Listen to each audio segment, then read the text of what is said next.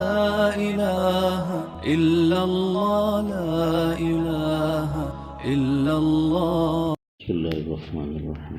حضرت سیدنا ابو بکر رضی اللہ عنہ نبی کریم صلی اللہ علیہ وسلم کا ارشاد بیان فرماتے ہیں: ان الناس اذا رأوا الظالم فلم يأخذوا على يديه اوشك ان يعمهم الله بعقاب منه. لوگ جب ظالم کو دیکھیں اور اس کے ہاتھ نہ روک لیں تو قریب ہے کہ اللہ تعالیٰ ان لوگوں پر اپنی طرف سے عذاب عام بھیج دے. یعنی ہر بندے کو جو بھی ظلم دیکھے چاہیے کہ وہ ظالم کو ظلم سے روکے اور ظلم کرنے سے اس کا ہاتھ روک دے، چاہے زبان سے امر بالمعروف نہی عن المنکر کر کے یا عمل سے. اس کے لیے ضروری ہے کہ ظالم کو روکے، ورنہ اللہ عذاب عام بھیج دے گا. ملک پاکستان میں اس وقت کوئی ادارے کا کوئی فرد الا ماشاء اللہ ایسا نہیں جو ظلم نہ کرتا ہو.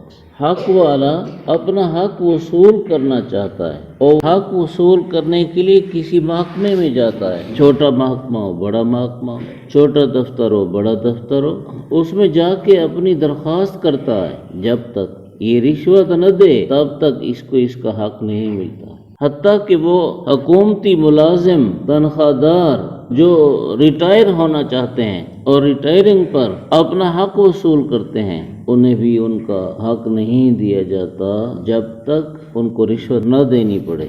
حالانکہ رشوت لینے والا جانتا ہے کہ میں نے اس کا کوئی خاص کام نہیں کیا جس کے عوض میں میں رشوت لینے کا حقدار ہوں، بس محض ظلم ہے. بجلی محکمہ وابڈا، پٹواری کا محکمہ، پٹواری تحصیلدار کانگو، یہ تو پہلے سے بدنام ہیں ہی.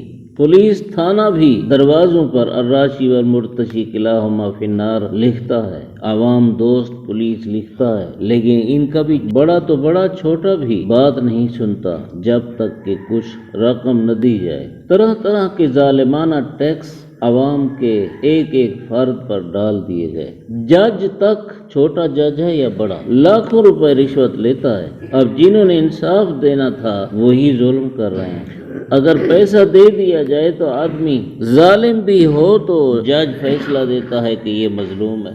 ابھی ہمارے ملک کی جو حالت ہے، یہاں عدالت بھی حکومت کر رہی ہے. حکومت کی تو حکومت ہے، عدالت بھی حکومت کر رہی ہے. اب حزب اختلاف ہماری عدالت کو درخواست دے دیتا ہے تو یہ عدالت حزب اختلاف کے ساتھ ہو جاتی ہے، کہیں حزب اقتدار کے ساتھ ہو جاتی ہے. ان کا کیا کام سیاست میں دخل دینے سے، لیکن یہ جو دخل دیتے ہیں تو پیسہ بولتا ہے. پیسہ ان کو بھی لاکھوں روپے دیے جاتے ہیں اور کہیں کروڑوں روپے دیے جاتے ہیں. تو اتنا ظلم عام ہے جس کی وجہ سے اللہ تعالیٰ کا بھی عذاب عام ہے. عذاب عام کی صورتیں کئی ہوتی ہیں، کہیں مالوں کی کمی، جانوں کی کمی، پھلوں کی کمی، عوام پر ذلت، مہنگائی، یہ اختلافات، آپس کی لڑائیاں، کئی طرح کا عذاب ہے. یہ سب عذاب کی صورتیں ہیں. اس لیے عوام کو یہ چاہیے کہ کسی بھی رشوت خور کی حوصلہ افزائی کرنے کے بجائے اس کی حوصلہ شکنی کی جائے اور عوام کا ہر فرد یہ حوصلہ شکنی کرے، تب ہی یہ ظلم ختم ہوگا. الحمدللہ.